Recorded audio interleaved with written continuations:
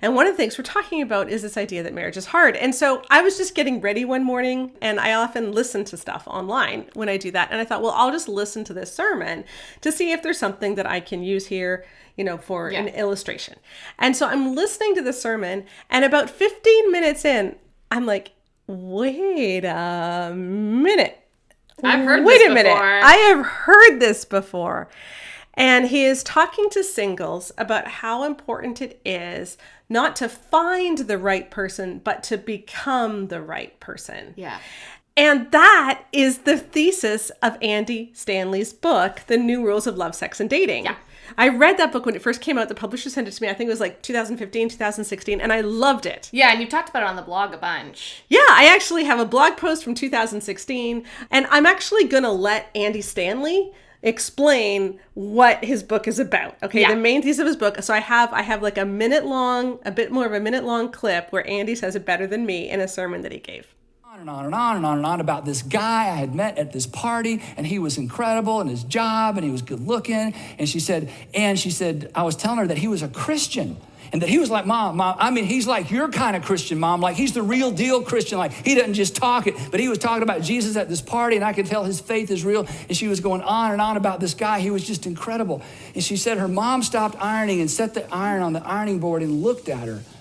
And she said, honey, the problem is a guy like that is not looking for a girl like you.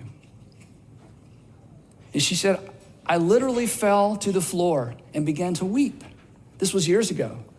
And that was the defining turning moment in her life when she realized that's right. My whole approach to relationships has been, I'm going to find someone. It never crossed my mind I needed to become someone. My whole approach, every message I've gotten from culture is, if I can find the right person, everything will be all right. It never dawned on me that I need to become the kind of person that the person I'm dreaming of, hoping for, is actually looking for. Which brings us to this question for all of us, married, single, students, graduates, whatever season of life you're in. Are you the person? Are you the person you're looking for is looking for? Okay, so that is the thesis, and you need to understand that last question... Yeah, are you the kind of person the person you're looking for is looking for? That is his phrase. Yeah. It appears 23 times in his book. It's on the back cover, It's on the back cover of his book. It's in every chapter of his book, pretty much. It's always italicized, like, this is his big thing. And I've seen all over the internet people being like, like Andy Stanley says, become the kind of person you're looking for is looking for. So I'm getting ready. And I hear Josh saying all of this, and he never mentions Andy Stanley. Mm-hmm. And so we're going to just listen in to Josh's part of the sermon. Can y'all describe for me the woman that you want to marry? And they would start like describing something, and guys, it was like a creature out of Greek mythology.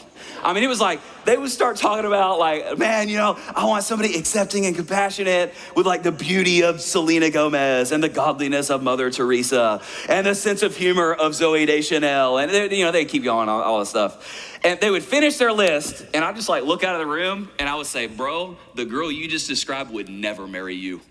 For real. And here's my point. I'd be going, hey man, you have no job, you're addicted to porn, and you play Xbox for 6 hours a day. The girl you just described on that board is never gonna marry you. Now listen, here's what I'm driving at.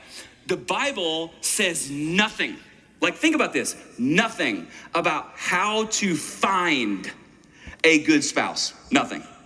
It says tons about becoming the right type of person and spouse. The assumption of the Bible is if you become the right type of person, you will attract the right type of person.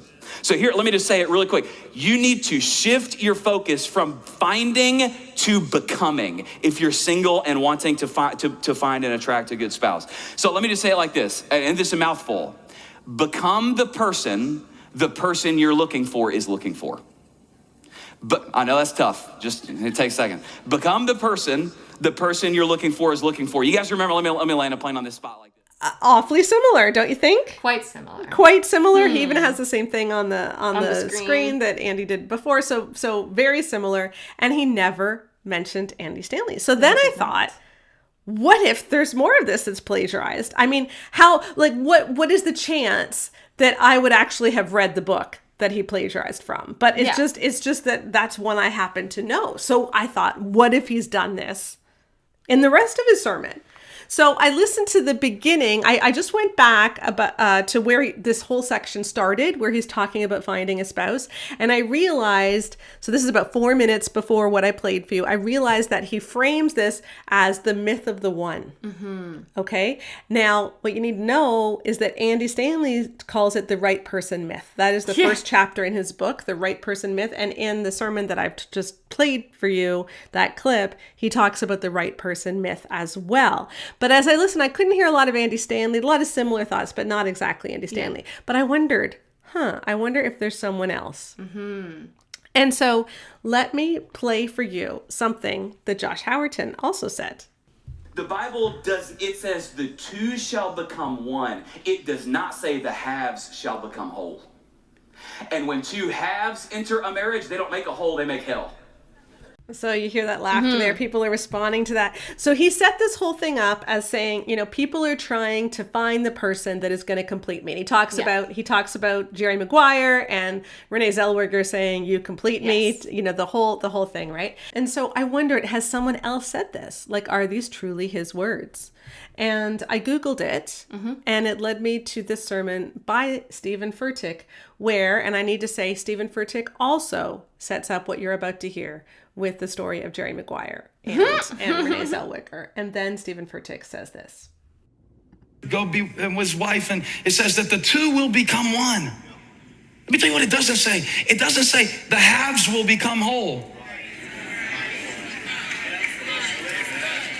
But yet we teach it and we treat it and we expect it like the halves are going to become whole. But I found out if you go into a marriage half, the two halves are going to make hell, not whole. Oh my gosh, so he literally took the dude's joke. Yeah. Like that is almost word for word the whole thing. Yeah. Yeah, exactly. And then I wondered, well, did he do it with anything else? Yeah. Here again is Josh Howerton. And here's what will always happen to you. Whoever you idolize, you will eventually demonize. That will happen to you. So if you... Okay, if you idolize, you will demonize. Right. Here, are you ready, is Mark Driscoll. Oh, dear. Oftentimes, relationships trigger what I'll call the law of idolize, demonize. America's greatest theologian was Jonathan Edwards, and he once said, I'm summarizing, but if they idolize you, they're going to demonize you.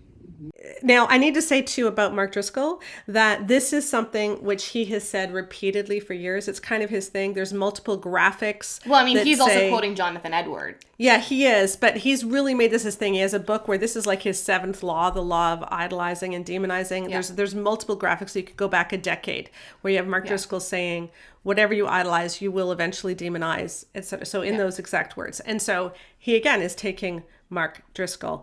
Well, he's taking Mark Driscoll, quoting Jonathan Edwards, so he's taking from both of them. And I do want to say that Bare Marriage, we really, just to be very clear, as I do feel a need to clarify this, we don't endorse Jonathan Edwards as a theologian. No, just because he was a slaveholder. He was a slaveholder, so, and Mark Driscoll was spiritually abusive. So we're not saying that they're good guys. We're just saying that you still shouldn't steal even from bad guys. Yes, exactly. I don't have a video for this one.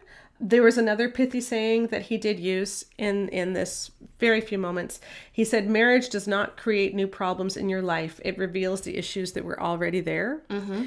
That is something which Rick Warren has said repeatedly, and there are multiple graphics. So when you go back, and again, I only looked, this is just 8 minutes of his sermon.